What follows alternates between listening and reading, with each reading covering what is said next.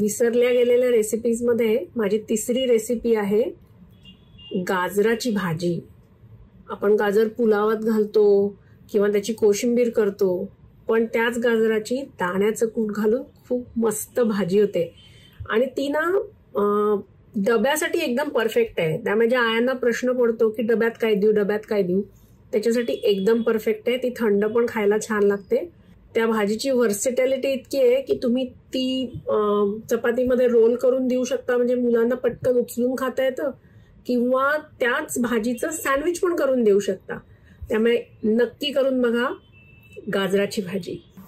गाजराची भाजी करण्यासाठी मी तूप तापवून घेतले आणि त्याच्यात जिरं घातले, त्याच्यावर हिंग आणि हळद घातली आणि मग किसलेलं गाजर घातले। मी इथे लाल रंगाचं गाजर वापरले, पण तुम्ही ऑरेंज गाजराची पण भाजी करू शकता। त्यात मी साधारण अर्धा टीस्पून लाल तिखट घातले।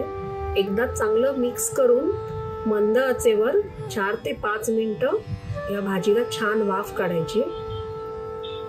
आणि आता ह्याच्यामध्ये चवीप्रमाणे मीठ, अर्धा चमचा साखर आणि 3 ते 4 चमचे भाजलेल्या दाण्याचं भरड कूट घालून एकत्र करायचंय। एकदा छान मिक्स करून झाकण ठेवून मंद आचेवर 2 ते 3 मिनिटं शिजलं की झाली गाजराची भाजी तयार। ही भाजी नक्की करून बघा आणि चॅनलला सबस्क्राईब करायला विसरू नका।